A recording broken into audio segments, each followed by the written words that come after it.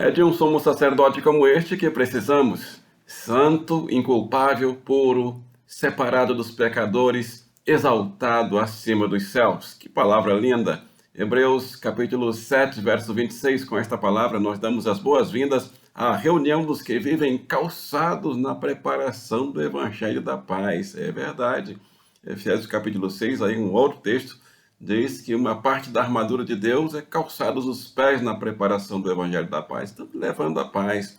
Nós pensamos nessa paz do Senhor Jesus o tempo todo, então declaramos para você e pedimos que você agora espalhe essa paz para quantas pessoas você quiser.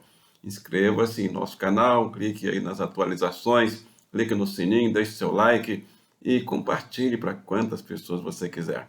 Parabéns aos aniversariantes da semana. Dia 28 teremos a irmã Sandra Amparo, que é hospedeira do nosso PGM lá na Rua General Caldor, número 200. Parabéns, irmã Sandra Amparo. Deus abençoe e continue abençoando a sua vida. É nossa anfitriã do PGM. Dia 30, irmã Mayra Braga está fazendo treinamento para ser líder de PGM, inclusive lá na casa da irmã Sandra Amparo.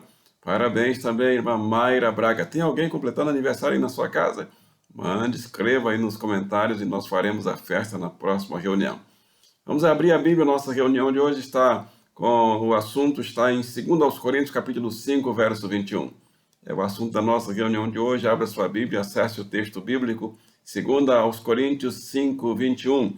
A minha Bíblia já está aberta e diz assim: Aquele que não conheceu o pecado, o fez pecado por nós, para que nele fôssemos feitos justiça de Deus. Amém. Senhor Deus e Pai, abençoe essa palavra em minha vida e através da minha vida, na vida dos meus irmãos e irmãs, participantes dessa reunião nesse momento e sempre em nome de Jesus. Amém, amém. Título que nós escolhemos para esta reunião: Filhos de pais estão libertos do pecado, libertos de todo mal. A nossa libertação já está conquistada. Aquele que é o nosso guia, é o nosso general, ele veio para conquistar para nós, para nos dar a vitória sobre todos os males. E o maior mal que assola a nossa vida chama-se pecado. Mas ele veio sem pecado, ele tomou sobre ele todos os nossos pecados para nos dar essa libertação. Libertação da condenação do pecado, libertação do poder do pecado e, finalmente, a libertação da presença do pecado. Que lições nós podemos aplicar em nossa vida, em nosso texto hoje? Através desse texto, tiramos algumas lições. No próprio texto, nós trazemos aqui as frases, dividindo o texto nas frases: aquele que não conheceu o pecado. Aquele que não conheceu o pecado. A primeira frase do texto, e está se referindo aqui a Cristo, porque no verso 20 ele diz: de sorte que somos embaixadores da parte de Cristo, como se Deus por nós rogasse. Rogamos-vos, pois, da parte de Cristo, que vos reconcilieis com Deus. Então ele está falando de Cristo. E ele diz: aquele que não conheceu o pecado. Realmente, Jesus nunca pecou. Jesus foi o único na forma humana que nunca pecou. É a primeira parte do texto. E aí nós vamos lá para Hebreus capítulo 4, verso 14, e diz assim: portanto, visto que temos um grande sumo sacerdote que adentrou os céus, Jesus Cristo, Filho de Deus, apeguemo-nos com toda a firmeza à fé que professamos. E o verso 15 de Hebreus 4 diz assim: pois não temos um sumo sacerdote que não possa se compadecer das nossas fraquezas, mas sim alguém que, como nós, passou por todo tipo de tentação, porém sem pecado. E aí nós vamos lá para 1 Pedro, capítulo 2, verso 21. 1 de Pedro. Então, anote aí, marque na sua Bíblia essa frase, essa expressão: sem pecado. Jesus foi o único que não teve pecado. Por isso ele teve todo o poder para vencer o pecado. 1 Pedro 2,21 diz: para isto vocês foram chamados, pois também Cristo sofreu no lugar de vocês, deixando-lhes exemplo para que sigam os seus passos. Ele não cometeu pecado algum, e nenhum engano foi encontrado em sua boca. Oh, que palavra linda e maravilhosa. Então está aí, 1 Pedro 2,21. Ele nunca cometeu pecado algum, mas ele assumiu o nosso pecado. Ele tomou sobre ele os pecados de todo mundo. Em Hebreus capítulo 4, verso 15, diz, sem pecado. Passou por todo tipo de tentação, porém sem pecado. A segunda frase do texto que nós queremos aplicar as lições para a nossa vida hoje é a seguinte: Deus fez Jesus levar sobre ele todos os nossos pecados. Então, voltando agora ao texto de 2 Coríntios, capítulo 5, verso 21. Aquele que não conheceu o pecado, o fez pecado por nós, para que nele fôssemos feitos justiça de Deus. Então, Deus fez com que Jesus levasse sobre si todos os nossos pecados. Como é que isso se processa? Então nós vamos lá para Isaías capítulo 53, versos 4, 5 e 6. Diz assim: certamente ele tomou sobre si todas as nossas enfermidades, e sobre si levou as nossas doenças. Contudo, nós o consideramos castigado por Deus, por ele atingido e afligido. Verso 5. Mas ele foi traspassado por causa das nossas transgressões, e foi esmagado por causa das nossas iniquidades. O castigo que nos traz a paz estava sobre ele, pelas suas feridas fomos curados. Verso 6. Todos nós, tal qual ovelhas, nos desviamos, cada um de nós se voltou para o seu próprio caminho, mas o Senhor fez cair sobre ele a iniquidade de nós todos. Então, sobre Jesus, Jesus levou sobre si todas as nossas iniquidades, todas as nossas mazelas, todos os nossos males, todas as nossas imperfeições, todos os nossos erros, todos os nossos pecados. Ele levou sobre ele para nos libertar, para tirar o peso da nossa vida, para nos purificar. Ainda derramou o sangue que nos purifica de quantos pecados? Alguns não, todo pecado.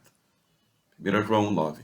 Se confessarmos nossos pecados, ele é fiel e justo para nos perdoar os pecados e nos purificar de toda injustiça. Em terceiro e último lugar, em Jesus nos tornamos justiça de Deus. O texto diz isso aí em 2 Coríntios capítulo 5, verso 21.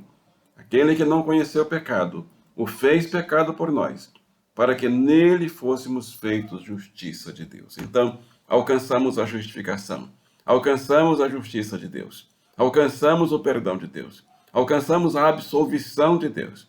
E aí nós vamos para 3 textos que se repetem na Bíblia desde o Antigo Testamento. Abacuque capítulo 2, verso 4 diz assim: escreve, Deus fala com o profeta Abacuque, o ímpio está envaidecido, seus desejos não são bons, mas o justo viverá pela sua fé.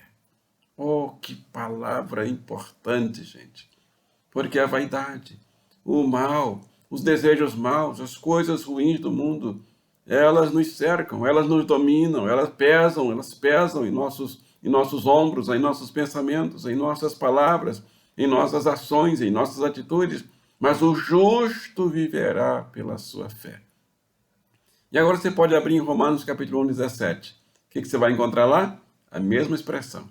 Porque no Evangelho é revelada a justiça de Deus. Uma justiça que do princípio ao fim é pela fé. Como está escrito. Aí o apóstolo Paulo lembra Abacuque capítulo 2, verso 4. Agora Romanos 1, 17. O justo viverá pela fé. Então, Abacuque 2, 4 termina dizendo, mas o justo viverá pela sua fé. E Romanos 1,17 termina, o justo viverá pela fé. E aí você vai abrir em Hebreus capítulo 10, verso 38. O que você vai encontrar lá? Mas o justo viverá pela fé. E aí a palavra diz assim, o Deus diz assim, mas o meu justo viverá pela fé. E se retroceder, não me agradarei nele. Então é a fé. O justo, alcançamos a justificação pela fé. Lembramos de um dos teólogos mais influentes na história da igreja protestante, da igreja da reforma luterana, o próprio Martinho Lutero. Ele, lendo a Bíblia, quando ele encontrou essa palavra, o justo viverá da fé, ele entendeu o verdadeiro sentido da salvação. E ele terminou a sua peregrinação em busca do perdão. terminou a sua peregrinação em busca de absolvição, porque ele fazia tudo quanto era penitências para se sentir perdoado e não conseguia. Mas quando ele entendeu essa expressão, o justo viverá da fé, ele encontrou paz no viver. Pastor Billy Graham cita em um dos seus comentários, Agostinho, Santo Agostinho, um dos maiores teólogos de todos os tempos. Eu quero concluir com essa citação do pastor Billy Graham. Mas a citação é antes da conversão de Agostinho. Agostinho foi um jovem rebelde, descontrolado e imoral. A biografia de Agostinho, esse santo da igreja, respeitado por todas as igrejas, por todos os teólogos no meio católico, protestante, religioso, em todas as áreas, antes de converter, era um jovem rebelde, descontrolado e imoral. E apesar dos apelos e orações de sua mãe, ele piorou ao invés de melhorar, só piorava. Mas um dia, Agostinho teve um encontro pessoal com Jesus Cristo, que mudou a sua vida. Seu descontrole e prática do pecado desapareceram. E ele se tornou um dos maiores servos do Deus Altíssimo. E é esse teólogo, esse santo respeitado por todos nós. Daqui a pouco vamos orar. O desafio é que você também entenda essa palavra, que o Espírito Santo abra o seu entendimento, para compreender que o justo viverá da fé, para compreender que aquele que não conheceu o pecado, Deus o fez pecado por nós, para que nele fôssemos feitos justiça de Deus. Vamos fazer a oração para que alcancemos esta justificação pela fé. Mas antes, eu peço a você que pare um pouco tudo o que está fazendo. Pare um pouquinho só. Não fique andando para lá e para cá, porque esse momento pode ser um divisor de águas na sua vida, na sua história de vida. Como foi na vida de Agostinho, na vida de Martinho Lutero, na minha vida, pode ser também na sua vida, na vida de muitos. Então, ore nesse momento comigo. Mesmo que você já seja um cristão convertido, ore, pare um pouco para orar conosco. A oração da justificação pela fé. Dá tempo também mandar o link desta reunião para quem você quiser. Mande para quantas pessoas você quiser. E procure, nesse momento também, calçar os sapatos da paz, para levar a paz, essa mensagem de paz e de esperança e de salvação para quantos você quiser. Vamos orar? Senhor nosso Deus, nosso Pai, Criador dos céus e da terra, o Senhor é o Criador da igreja, e a Igreja Batista Missionária do Rio de Janeiro está agora trabalhando, funcionando, levando esta mensagem calçada no calçado do Evangelho da Paz, levando a paz a cada casa, a cada vida que está agora participando desta reunião. Peço então, Pai, que o propósito desta palavra, desta reunião, o tema desta reunião, o assunto desta reunião, a justificação pela fé, a absolvição da condenação, da presença e do poder do pecado, sejam na vida agora desse meu irmão, dessa minha irmã, em nome de Jesus.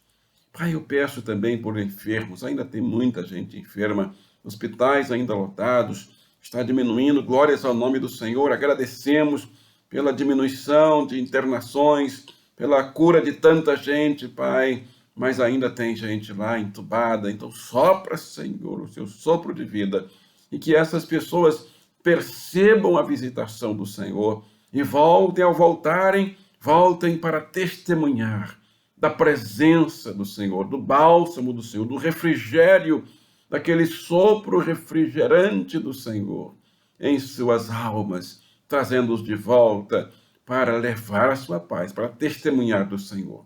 Senhor, abre portas de emprego, consola as famílias enlutadas. Senhor, Deus Todo-Poderoso, tem misericórdia de tantas famílias, Pai. Cuida de todos aqueles que perderam entes queridos. Vai cuidando, vai consolando, Pai. Eu lembro agora da família da tua filha, tua serva, a irmã Sônia França. Ela que participou tanto das nossas reuniões aqui, estava sempre acompanhando e agora está aí na eternidade com o Senhor, mas a família dela está saudosa, o filho, o neto, a nora, os irmãos. Então, Senhor, cuida da família, consola a família.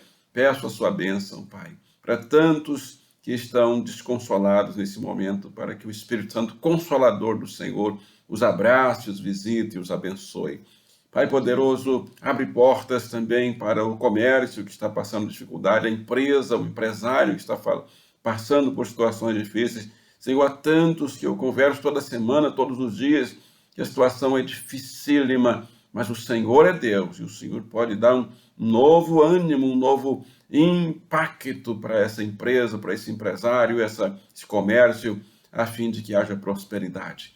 Senhor, um avivamento espiritual que traga conversões de almas às dezenas, centenas e aos milhares, aqui na Rua do Senado, Pai, onde estamos, nas ruas no entorno, nos prédios, nos apartamentos, nos condomínios, de casa em casa, Senhor, um avivamento que traga conversões de almas, quebrantamento de vasos velhos em vasos novos, para povoar os céus e para abençoar a tua igreja. Peço esta bênção e agradeço, orando a Deus o Pai, na virtude do Espírito Santo, em nome de Jesus. E todos digam amém, amém. Estamos chegando ao final da nossa reunião, Casa de Paz, nesse domingo do Senhor, mas queremos convidar você para que às 18 horas participe da nossa segunda reunião de hoje. Agora, às 10 horas, começa o culto da nossa Igreja Mãe. PIB-RJ, culto, coloque a data de hoje, o horário, 10 horas, e você vai participar de mais um banquete espiritual maravilhoso, culto da nossa Igreja Mantenedora. E não saia daí que ainda tem uma bênção para você. A bênção que está em Romanos, capítulo 2, verso 7. Então, abra seu coração, abra sua alma e receba. Diz assim: Ele dará a vida eterna aos que, persistindo em fazer o bem, buscam glória, honra e imortalidade. Que essa bênção seja na sua vida. Você busca a imortalidade, busca a honra e a glória, então Ele dará a vida eterna aos que, persistindo em fazerem o bem, buscam a glória, a honra e a imortalidade. Eu quero isso para mim, para minha família, e quero para você também, em nome de Jesus. E todos digam amém e graças a Deus.